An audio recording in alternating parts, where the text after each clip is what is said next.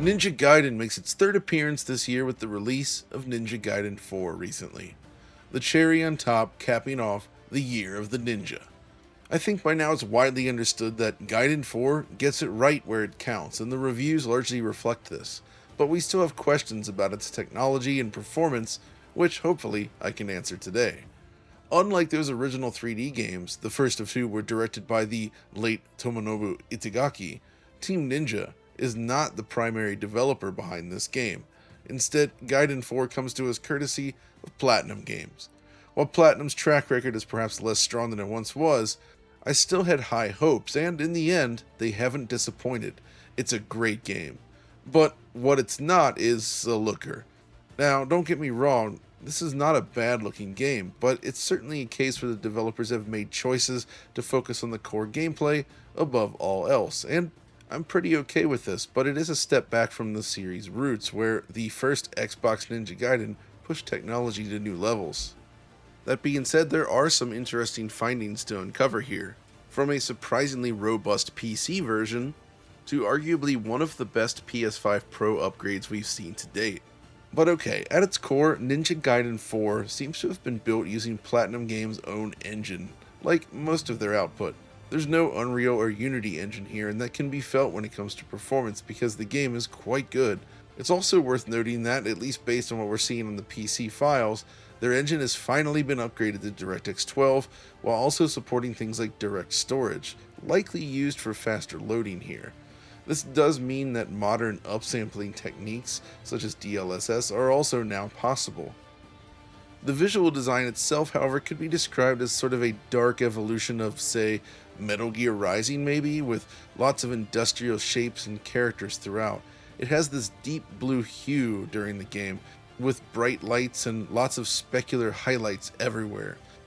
Visual features such as SSR are leveraged to create nice looking reflections, and per object motion blur is used to heighten animation quality. The engine also supports large, seamless maps with vast scenes to fight through without any loading screens or breaks in the action.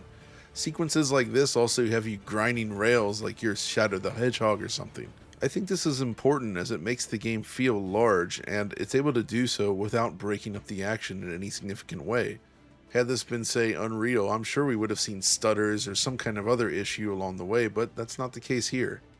Also worth noting that the animation work is pretty good, but not perfect. It's difficult to explain, but basically it feels less effective than the original Itagaki titles. That is, the basic locomotion and movement never really feel as good as those games, but the animations themselves, if you look closely, are actually very well executed.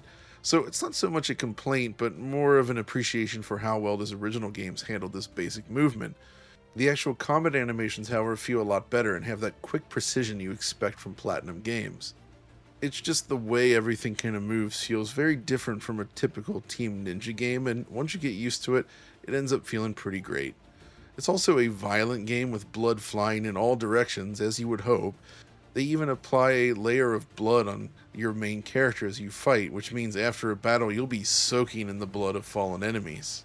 Alas, you'll also be soaking in some visual artifacts as well. Things like ambient occlusion, some of the SSR, and various other effects can produce very noisy, grainy results like this. So if you ever slow down and look closely at things, you'll definitely spot some issues, which is why it's an interesting release, I think. It's not a stunning game as I noted, but it does get the job done, and it is visually attractive. But I also think it's worth commending because they very much executed on the intended vision here. The maps are just as large as they need to be, and it never really feels like the technology gets in the way. We have so many new games releasing these days where you can just feel the typical issues associated with the respective engine that can subtract a little bit from an otherwise cool game. Here, that doesn't really happen, so while there's not a lot to talk about in terms of the game's technology and visual design, it does what it needs to do, and it does it well. But of course, none of this really matters if the game didn't run well, which thankfully it does. Ninja Gaiden 4 is very well optimized on every single machine I tested. But that doesn't mean every option here is good. So we're basically looking at 4 console versions here, both Xbox systems and both PS5s, as well as a PC version. The first one is Xbox Series X and PS5, and these are roughly the same. Both machines offer 3 distinct modes: quality, performance, and 120 frames per second. They both seem to use FSR along with dynamic resolution scaling as you play.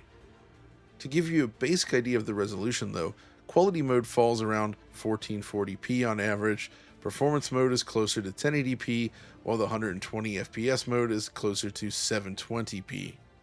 The game also sees adjustments made to the detail levels according to which mode is selected. The 120Hz mode, for instance, is missing a lot of visual effects such as SSR, rain droplet effects, and motion blur. Of the 3 modes, the normal performance mode, which is the default by the way, is my preferred option. Overall, the performance situation on these consoles is largely very good. Most scenes do hold 60 FPS, but we're actually looking here at one of the busier combat scenes during the first few hours. In these types of sequences, the frame rate does actually slip below 60 FPS a little bit. Based on my tests, the game runs slightly better on Xbox Series X versus the base PS5, but it is relatively comparable overall. I would say that this mode is largely very good though, and most scenes are quite stable. Certainly a lot more so than your typical Unreal Engine 5 game anyway. Now, given the visual quality and the resolution, it could be argued that we should expect a little more, and I would agree with that, but what we do have here is largely stable and smooth, which is what you need for smooth action in a game like this.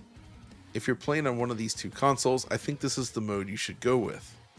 Now, the quality mode is the weird one here, as it caps the game at just 30 frames per second and frankly looks awful as a result. I do not recommend this mode to anyone. Even the frame pacing here is a little bit off, with these strange spikes and dips on the frame time graph. It's a strange inclusion, as I don't really think anyone would be happy to play Ninja Gaiden at 30 FPS, but hey, it's there if you're one of those people. The 120Hz mode is also somewhat flawed, as it doesn't run completely perfectly, but you also sacrifice a bit too much in terms of visual quality, making it a poor option in my book. That said, I have to admit 120 FPS feels great from a gameplay perspective, so if you can give up visual quality, the jump in performance is nice, making it somewhat useful.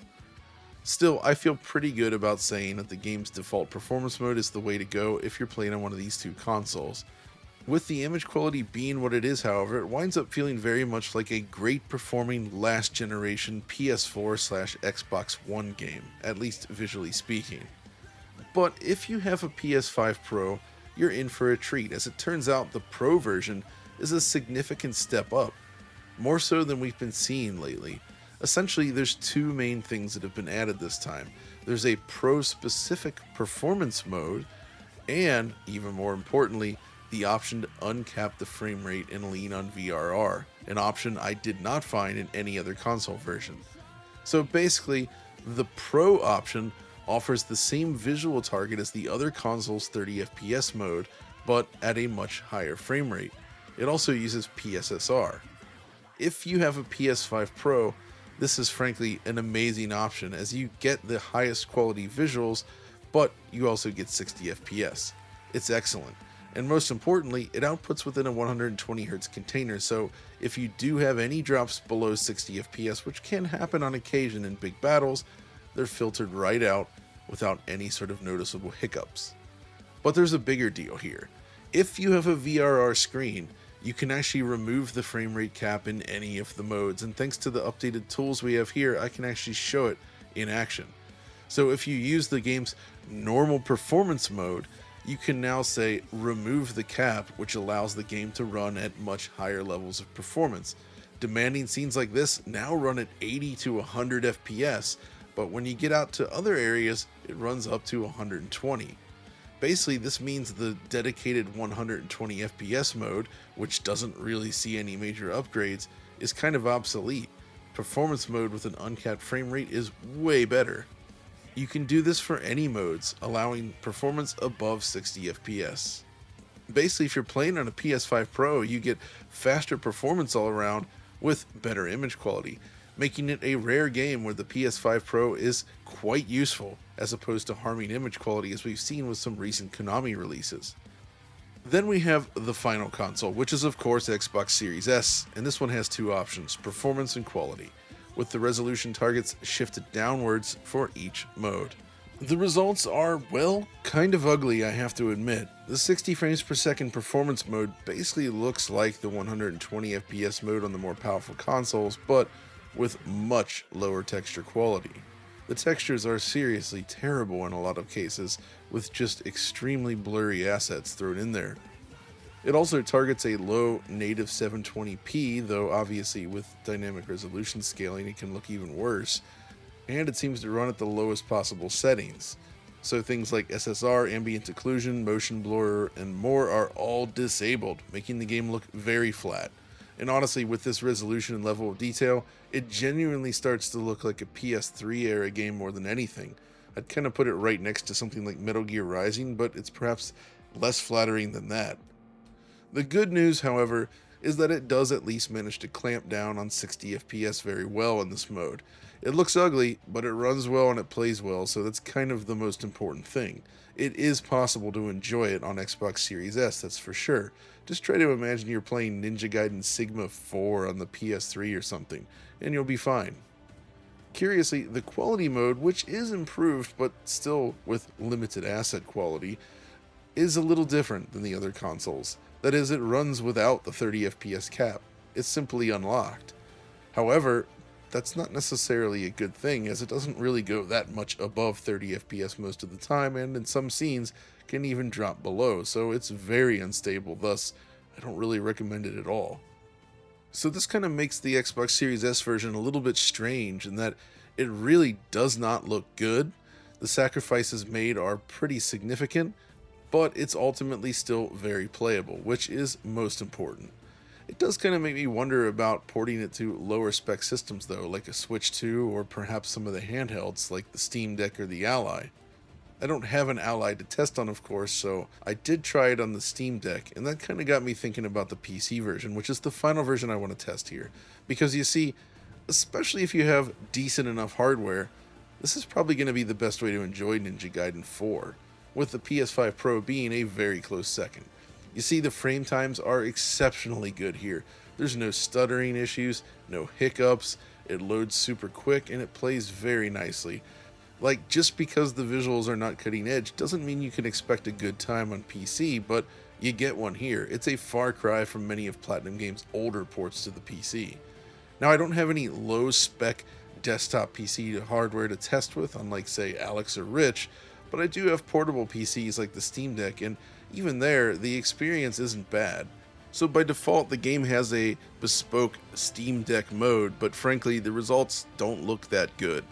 It starts up capped at 30 FPS with very low settings and very aggressive FSR. If you disable the Steam Deck specific option, however, you can drastically improve things, and it looks great. Basically, I was able to use a combination of medium and high settings at native 720p, the Steam Deck's native resolution of course, and stick with that 30 FPS cap. I was not able to get to 60 FPS unfortunately. So you basically end up with something that looks closer to the other consoles' higher settings, but at 720p with 30 FPS as a limiting factor. I don't love playing this game with 30 FPS, but at least you can get a fairly consistent experience here. Another nice feature though is the inclusion of proper ultra-wide support, which is something I've learned not to expect in every brand new PC game. So I'm a little surprised to see it here given Platinum's other releases, but it actually genuinely works great. Obviously the FMV sequences are limited to 16:9, but the rest of the gameplay is expanded nicely to fill an ultra-wide display. It also has support for DLSS, DLAA, and FSR. The one annoying thing here though is that with DLSS it seems to be using an automatic setting versus FSR where you can choose the different quality levels. Thankfully, you can pair all of this with the dynamic resolution scaling, which is a nice touch. Hopefully they patch in selectable DLSS settings though. The key here is that I was able to enjoy it very comfortably on a 5K ultra-wide display at super high frame rates with dramatically better image quality than any of the console versions. There's no stutters, no issues, as I said before, it just works and it looks awesome. The relatively plain visuals benefit a lot from being displayed at such a crisp resolution, I must say. Now, there's another visual feature I want to quickly mention because every version kind of supports it, but there's limitations. it's HDR. So if you're on PC or PS5, the game does seem to work with HDR, but the second slider here, which goes up to 1000, determines the maximum light output, or nits. So yeah, if you have a display that can go above 1000 nits, you're stuck. You can't do it here. But it still looks pretty good, I would say, once adjusted. However, the Xbox version currently doesn't seem to work correctly, as it produces an SDR-like image regardless, so even if you jack up that slider, it doesn't actually get brighter. As a result, I'd recommend sticking to SDR until they fix it. But that's basically the tech side of things for Ninja Gaiden 4, and I think it's fair to say that it gets the job done, but little more. If you're on PC or PS5 Pro though, you do get a fairly handsome game with excellent performance across the board. The PS5 and Xbox Series X kind of sit in the middle with relatively middling image quality but good performance, while Xbox Series S is, well, it's pretty ugly, but it does play well. As for the game itself though, it's actually tricky to judge just yet, as I have not had chance to complete the game yet due to the huge number of modes and versions available. But I do like what I've played thus far. Just not as much as the very different, admittedly, Ninja Gaiden Ragebound, which is honestly just incredible. The key here though is that it is a solid Platinum Games style action game, so if you've enjoyed any of their prior titles such as the Bayonetta games, Metal Gear Rising: Revengeance, Nier Automata, etc., you'll feel right at home. That's not to say the systems and the way everything plays out aren't quite different though, because they are. It definitely has a different vibe and style of play compared to those titles, but it's suitably Platinum. It's just that, at least thus far, I really don't think I quite like it as much as Itagaki's Ninja Gaiden games, especially Ninja Gaiden Black. But still, I do think this is a worthy sequel, and one worth checking out. It also has a pretty darn great soundtrack, one that's both evocative of classic Ninja Gaiden tunes like this,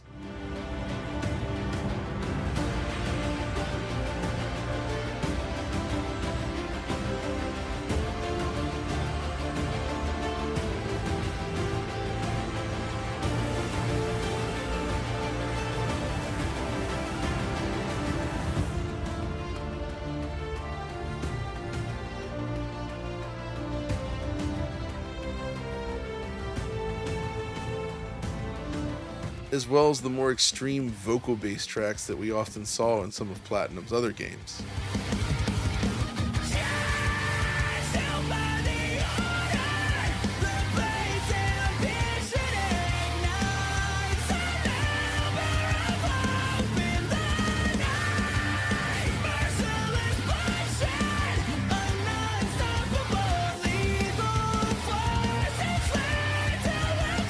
This is actually one area where I would say it's an improvement over the prior Ninja Gaiden games, which always sounded okay, but I can't say they were all that special in the end.